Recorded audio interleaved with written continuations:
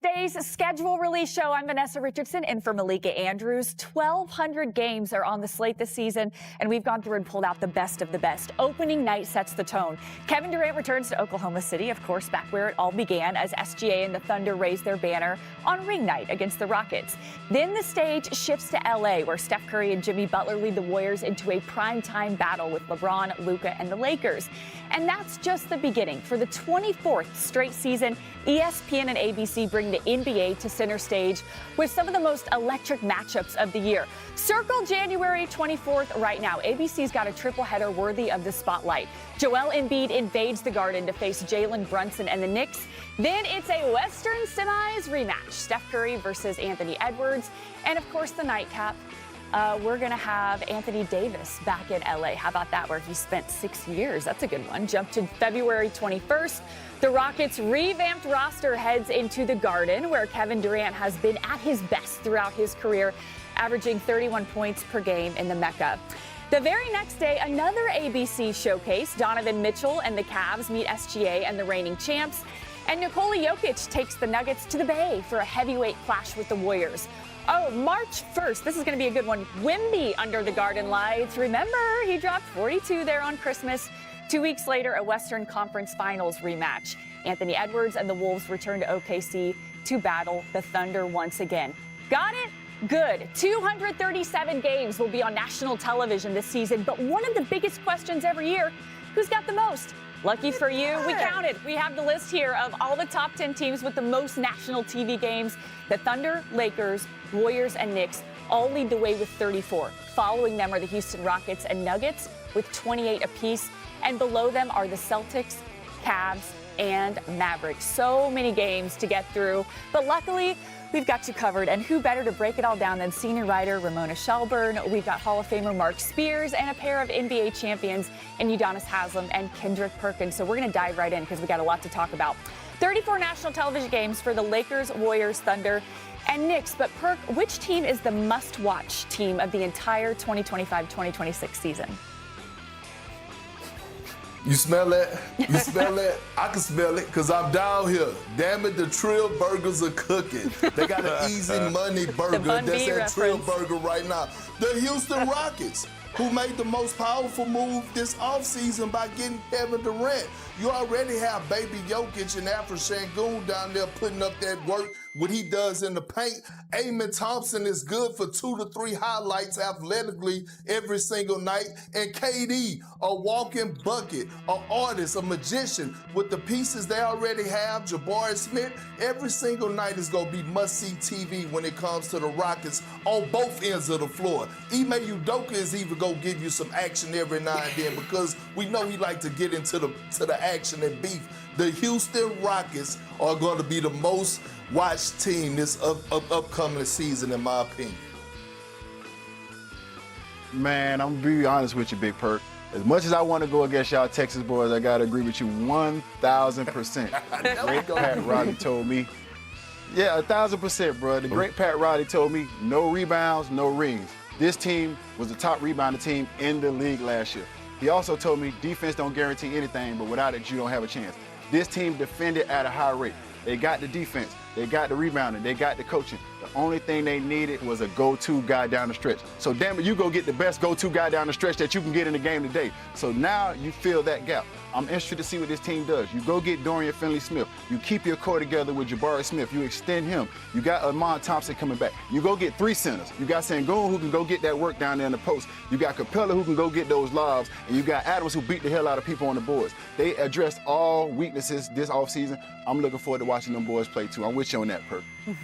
I don't know if I'm just nostalgic or because Steph's coming towards the last couple years of his career, but guys, to me, it's the Warriors. Do you remember how good they were when Jimmy Butler was traded when Jimmy Butler came over and traded? They're 23-7 after Jimmy Butler came over in that trade from the Miami Heat.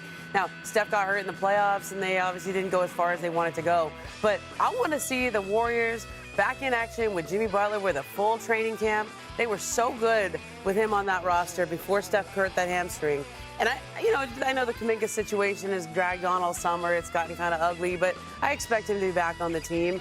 And even if he isn't, Steph and Jimmy together have been great. And so I want to see how they come right out of the gates, because the last few years they haven't started fast, but this year they have the potential to build up a nice lead in that West. Who are the champions, my friend? That would be the Oklahoma City Thunder. The last time, you just talked about the Warriors, the last time there was a repeat NBA champion was back in 2018, the Golden State Warriors. It has not happened since. Do these Oklahoma City Thunders have it in them to repeat?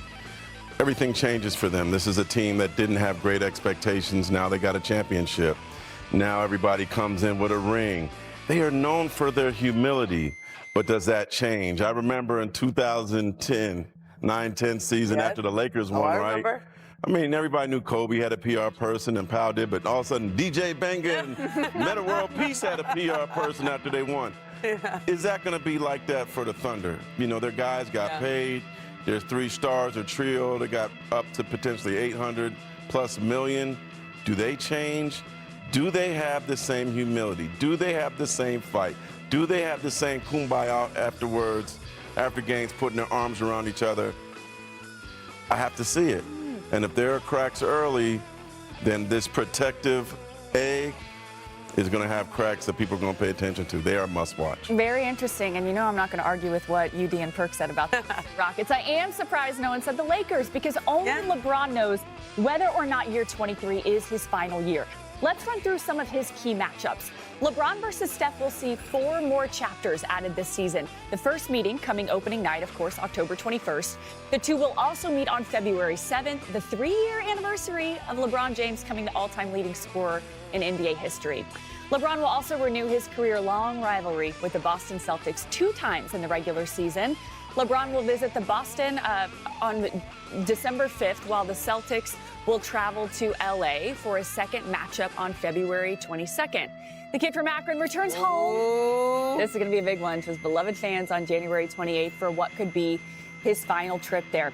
James has averaged 31 points, 9 rebounds, and 7 assists in Cleveland as an opponent throughout his career. And lastly, LeBron will visit the Mecca of basketball at Madison Square Garden on February 1st. In his career, James has averaged some of his best games. And also, that game last year is the game after they made the Luka Doncic trade. Yeah. Remember they played the Knicks in Madison Square Garden? It was a big game, and then all of a sudden, boom! Walk out of the post-game locker room, there's that trade. Speaking of the Garden, we know that players across the league want their moment at the world's most famous arena. And this is where you can catch some of the All-Stars. Schedule right there. Ant-Man leads off the Garden Party, facing Cat and company in early November. And then Giannis, Ice Tray, Katie, Steph all get their shot at the Knicks. So I'm going to go to UD on this one. UD, the Knicks have the second shortest odds to win the East behind the Cavs, of course, and have the 3rd easiest strength of schedule in the league. What do you think is the Knicks' biggest challenge this season? I'm going to go back to last year, and I'm going to go with Thibodeau, who was a defensive-minded coach, and this team wasn't really good defensively when it mattered the most, especially big body Brunson and Karl Anthony Towns. If we're going to hold certain guys accountable around the league, we got to come with the same energy when it comes to those two. They were getting cooked in the Indiana series. They couldn't figure out what they wanted to do with Karl Anthony Towns. Should he be in the drop coverage? Should he switch? Either way, he was getting cooked. Jalen Brunson, the Indiana Pacers, they were trying to search him out in pick and rolls and trying to find a mismatch to go at him.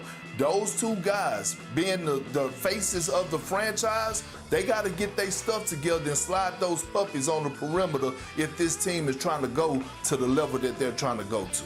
Listen, I know Mike Brown from when he came into Los Angeles to succeed Phil Jackson. He's obviously not afraid of stepping into some big shoes or into pressure situations.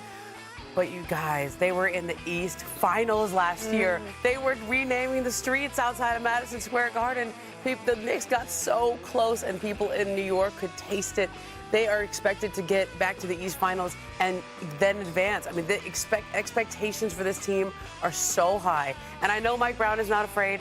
I mean, people don't know Mike Brown. He rides his Harley Davidson around the country all summer.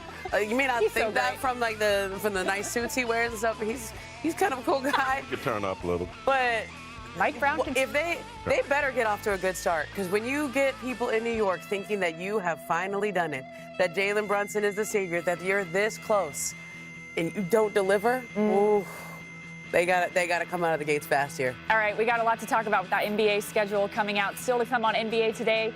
The season's not just about the schedule, it's about the chase from LeBron.